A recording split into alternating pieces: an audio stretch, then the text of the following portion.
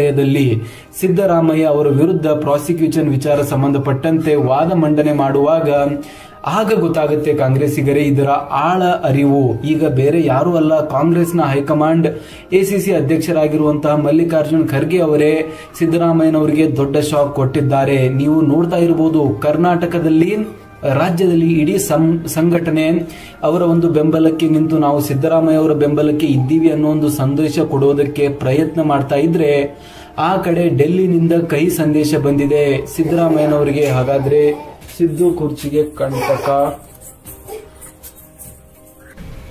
ಸಿದ್ದರಾಮಯ್ಯನವರು ಹೇಳ್ತಾ ಇರುವಂತಹ ವಿಚಾರ ಏನು, ಬಿಜೆಪಿ ಮತ್ತು ಜೆಡಿಎಸ್ನವರು ನನ್ನ ವಿರುದ್ಧ ಷಡ್ಯಂತ್ರ ಮಾಡಿದ್ದಾರೆ, ಆದರೆ ಜನ ನನ್ನ ಬೆಂಬಲಕ್ಕೆ ಇದ್ದಾರೆ. 6 ಕೋಟಿ ಜನ ಸರ್ಕಾರನ ಆಯ್ಕೆ ಮಾಡಿರೋದು, ಹೈಕಮಾಂಡ್ ಸಹ ನನ್ನ ಬೆಂಬಲಕ್ಕೆ ಇದೆ ಅಂತ ಸಿದ್ದರಾಮಯ್ಯನವರು ಹೇಳಿಕೊಳ್ಳುತ್ತಿದ್ದಾರೆ. ಆದರೆ ಸಿದ್ದರಾಮಯ್ಯನವರ ವಿರುದ್ಧ 3 ದೂರುಗಳು ದಾಖಲಾಗಿರುವುದರಿಂದ ಒಳಗೊಳಗೆ ಸಿದ್ದು ಅವರು ಕುಗ್ಗಿ ಹೋಗಿದ್ದಾರೆ. ಹೊರಗೆ ಪ್ರತಾಪ ತೋರಿಸಿಕೊಳ್ಳುತ್ತಿರಬಹುದು, ಆದರೆ ನಾನು ಯಾವುದಕ್ಕೂ ಜಗ್ಗೋದಿಲ್ಲ, ಬಗ್ಗೋದಿಲ್ಲ ಅನ್ನೋ ಒಂದು ಡೈಲಾಗ್ಸ್ ಅನ್ನ ಸಿದ್ದರಾಮಯ್ಯನವರು ಹೊಡಿತಾ ಇರುವಂತದ್ದನ್ನ ನೀವು ನೋಡ್ತಾ ಇದ್ದೀರಾ. ಆದರೆ ಸಿದ್ದರಾಮಯ್ಯನವರಿಗೂ ಸಹ ಒಳಗೆ ಗೊತ್ತಿದೆ, ನನ್ನ ವಿರುದ್ಧ ಷಡ್ಯಂತ್ರ ಮಾಡಿರುವವರು ಪ್ರತಿಪಕ್ಷದವರಲ್ಲ, ಖುದ್ದು ಕಾಂಗ್ರೆಸ್ ಪಕ್ಷದವರೇ ಅಂತ. ಅದೇ ಈಗ ಮಲ್ಲಿಕಾರ್ಜುನ್ ಖರ್ಗೆ ಅವರ ಈ ಹೇಳಿಕೆಯಿಂದ ದೃಢವಾಗ್ತಾ ಇದೆ. ಸ್ನೇಹಿತರೆ, ಈಗ ಕಾಂಗ್ರೆಸ್ನ ಹೈಕಮಾಂಡ್ ನಾವು ಸಿದ್ದರಾಮಯ್ಯ ಅವರ ಬೆಂಬಲಕ್ಕೆ ನಿಂತಿದ್ದೇವೆ, ಇದು ಪ್ರತಿಪಕ್ಷಗಳ ಷಡ್ಯಂತ್ರ ಅಂತ ಹೇಳ್ತಾ ಇದ್ದರೂ ಸಹ ಎಲ್ಲಿಯವರೆಗೂ ಸಿದ್ದರಾಮಯ್ಯನವರ ಸಮರ್ಥನೆ ಮಾಡೋದಕ್ಕೆ ಸಾಧ್ಯ. ಈಗ ರಾಜ್ಯಪಾಲರು ಪ್ರಾಸಿಕ್ಯೂಷನ್ಗೆ ಅನುಮತಿ ಕೊಟ್ಟಿದ್ದಾಗಿದೆ. 3 ಜನ ಅರ್ಜಿದಾರರು ಈಗ ಕೋರ್ಟ್ಗೆ ಹೋಗ್ತಾರೆ, ರಾಜ್ಯಪಾಲರೇ ಪ್ರಾಸಿಕ್ಯೂಷನ್ಗೆ ಅನುಮತಿ ಕೊಟ್ಟಿದ್ದಾರೆ ಎಂಬ FIR ದಾಖಲಾಗಬೇಕು ಅಂತ. ಅದಾದ ಮೇಲೆ ಕೋರ್ಟ್ನಲ್ಲಿ ಸಿದ್ದು ಪರ ವಕೀಲರು ಸಹ ವಾದ ಮಾಡ್ತಾರೆ. FIR ಆದ್ಮೇಲೂ ಸಹ ಸಿದ್ದರಾಮಯ್ಯನವರು ರಾಜೀನಾಮೆ ಕೊಡೋದಿಲ್ವಾ? ಆಗ ಹೈಕಮಾಂಡ್ ಡಿಸಿಷನ್ ಏನಾಗಿರುತ್ತೆ? ಚಾರ್ಜ್ ಶೀಟ್ ಹಾಕುವವರೆಗೂ ಹೈಕಮಾಂಡ್ ಸುಮ್ಮನೆ ಇರುತ್ತಾ, ಕೈ ಕಟ್ಟಿ ಕೂತಿರುತ್ತಾ? ಈ ಎಲ್ಲ ಒಂದು ಪ್ರಶ್ನೆಗಳು ಇದಾವೆ. ಇದಕ್ಕೆ ಉತ್ತರ ಇಲ್ಲ. ಯಾಕಂದ್ರೆ ಈಗ ಮಹಾರಾಷ್ಟ್ರ, ಹರಿಯಾಣ ಮತ್ತು ಜಮ್ಮು ಕಾಶ್ಮೀರದಲ್ಲಿ ಚುನಾವಣೆಗಳು ಬರಲಿದೆ. ಯಾವ ಮುಖ ಇಟ್ಕೊಂಡು ಕಾಂಗ್ರೆಸ್ನವರು ಚುನಾವಣೆ ಎದುರಿಸೋದಕ್ಕೆ ಹೋಗ್ತಾರೆ?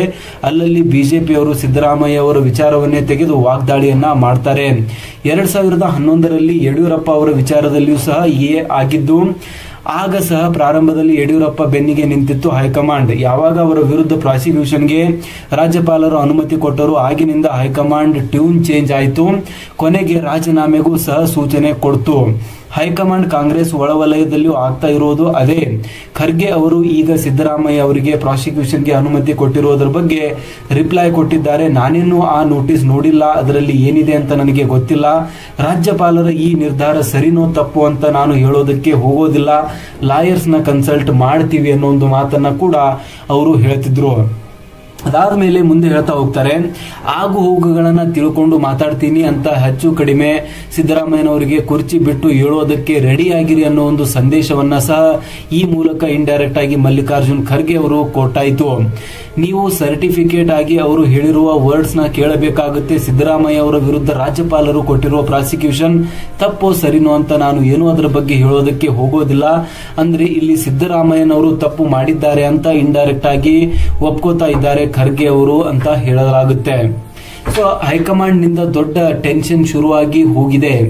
ಸ್ನೇಹಿತರೆ, ಇಲ್ಲಿ ಮಲ್ಲಿಕಾರ್ಜುನ್ ಖರ್ಗೆ ಅವರ ಟೂನ್ ನ ನೀವು ಅರ್ಥ ಮಾಡಿಕೊಳ್ಳೋದಕ್ಕೆ ಪ್ರಯತ್ನ ಪಟ್ಟರೆ ಅವರು ಯಾವ ಸಂದೇಶ ಸಿದ್ದರಾಮಯ್ಯ ಅವರಿಗೆ ಸಾರ್ತಾ ಇದ್ದಾರೆ ಅನ್ನೋದು ಸ್ಪಷ್ಟವಾಗಿ ತಿಳಿದು ಹೋಗುತ್ತೆ.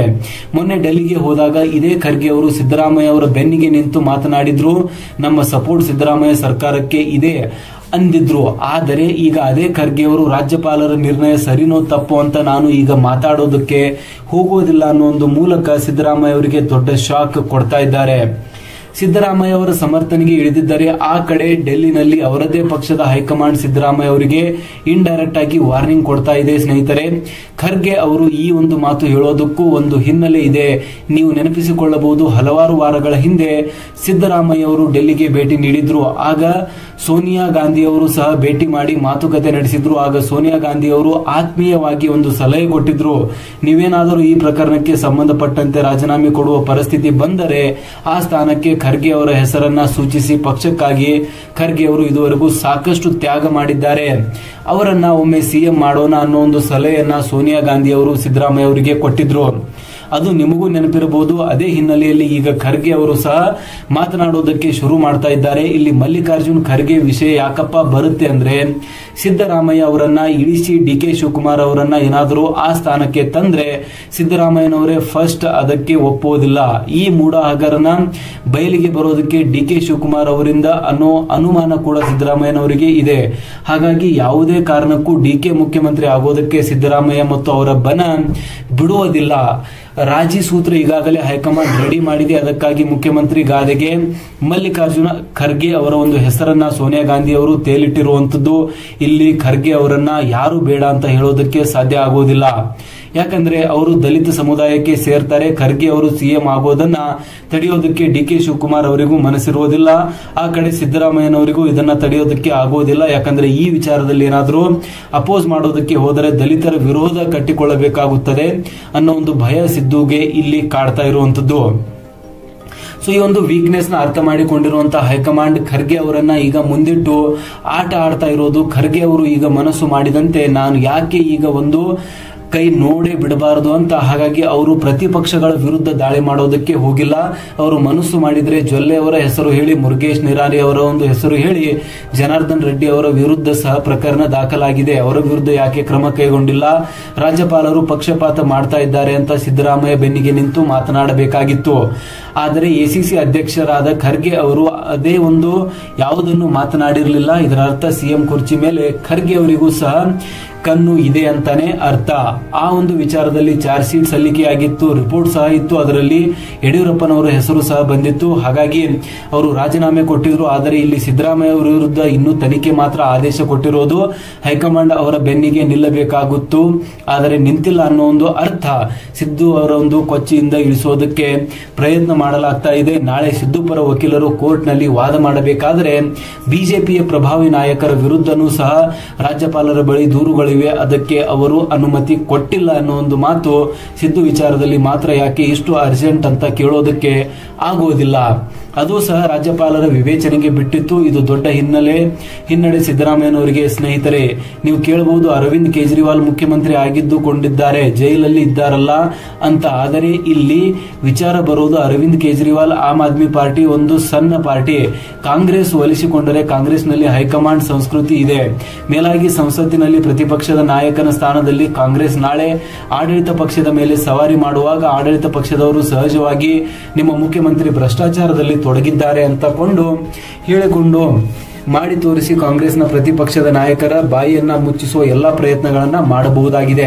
ಹಾಗಾಗಿ ಕಾಂಗ್ರೆಸ್ ಹೈಕಮಾಂಡ್ ಆ ಒಂದು ರಿಸ್ಕ್ ತೆಗೆದುಕೊಳ್ಳೋದಕ್ಕೆ ಬೇಡ, ಸಿದ್ದು ರಾಜೀನಾಮೆ ಪಡೆಯೋಣ ಅನ್ನೋ ನಿರ್ಧಾರಕ್ಕೆ ಈಗಾಗಲೇ ಬಂದಿದೆ.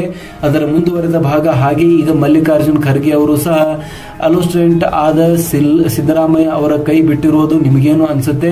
ನಿಮ್ಮ ಒಂದು ಅನಿಸಿಕೆಗಳನ್ನ ದಯವಿಟ್ಟು ಕಮೆಂಟ್ ಅಲ್ಲಿ ತಿಳಿಸಿ. ಈ ಒಂದು ವಿಚಾರದ ಬಗ್ಗೆ ನಿಮಗೇನು ಅನ್ಸುತ್ತೆ ಅನ್ನೋದನ್ನ ದಯವಿಟ್ಟು ಕಮೆಂಟ್ ಅಲ್ಲಿ ತಿಳಿಸಿ ಅಂತ ಹೇಳ್ತಾ ಇವತ್ತಿನ ಒಂದು ವಿಡಿಯೋನ ಇಲ್ಲಿಗೆ ನಿಲ್ಲಿಸೋಣ. ಜೈ ಹಿಂದ್, ಜೈ ಕರ್ನಾಟಕ. ನಮಸ್ಕಾರ ಸ್ನೇಹಿತರೆ. ದುಶ್ಮನ್ ಕಹಾ ಹೈ ಅಂದ್ರೆ ಬಗಲ್ ಮೇ ಹಿ ಅಂದ ಹಾಗೆ ಆಯ್ತು. ಈಗ ಸಿದ್ದರಾಮಯ್ಯರ ಪರಿಸ್ಥಿತಿ, ಸಿದ್ದರಾಮಯ್ಯನವರಿಗೆ ಈಗ ಅವರದೇ ಒಂದು ಪಕ್ಷದವರು ದೊಡ್ಡ ಶಾಕ್ ಕೊಡ್ತಾ ಇದ್ದಾರೆ.